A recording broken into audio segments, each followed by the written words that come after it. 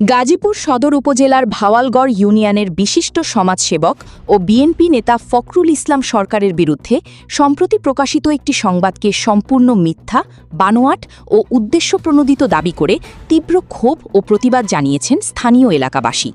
তাদের দাবি, রাজনৈতিক ও সামাজিকভাবে হেয় প্রতিপন্ন করতেই একটি মহল এই ষড়যন্ত্রমূলক অপপ্রচার চালাচ্ছে। মহল্লার আমার এই গ্রামের আমার পরিবার সহ সবাই আমরা এখানে বসবাস করি। এই এলাকার সমস্ত লোকজন আমাকে ধরলো একটা ড্রেন করার জন্য। অর্থাৎ আমাদের এখানে পয় নিষ্কাশন ব্যবস্থা, পানি নিষ্কাশন ব্যবস্থা খুবই খারাপ অবস্থা।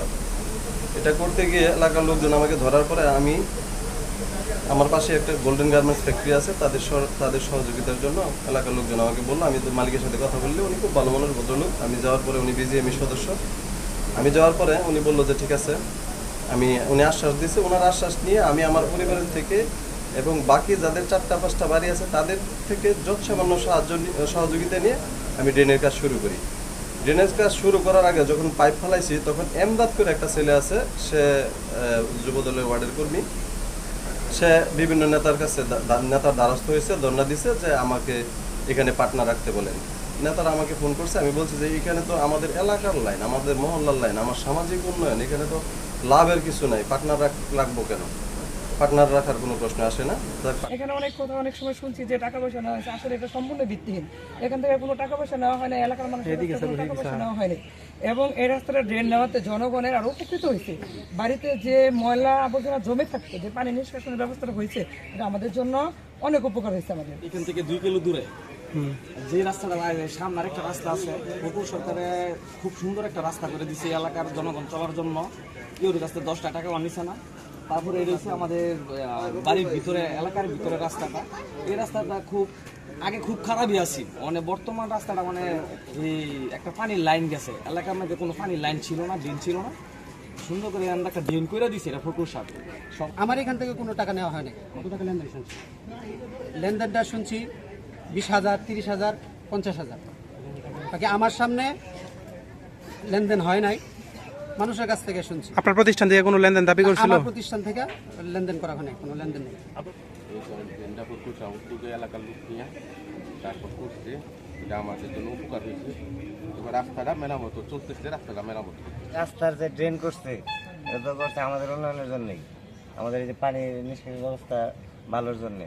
কিন্তু এই ব্যাপারে আমাদের কাছ থেকে আমার কাছ থেকে কোনো টাকা পয়সা চাই নাই, নেয়ও নাই।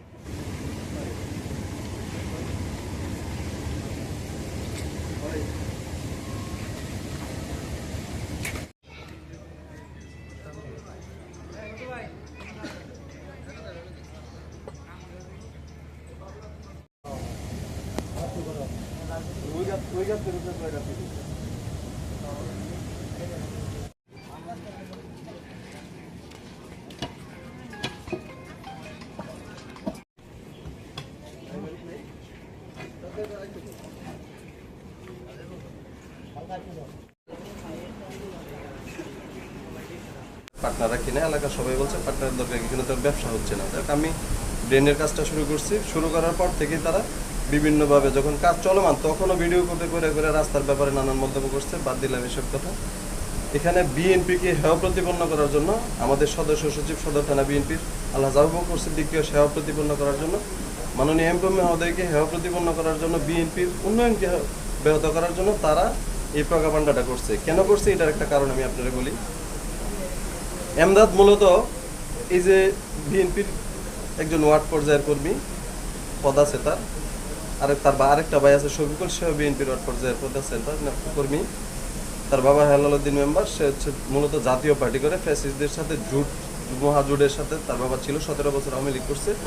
উনিও বিএনপি সম্পর্কে মন্তব্য করছে, বিএনপির বিরুদ্ধে অপপ্রচার চালাচ্ছে। এমদাদ এই নির্বাচনে, অর্থাৎ 26-এর জাতীয় নির্বাচনে তারা গোড়া মার্কার নির্বাচন করছে।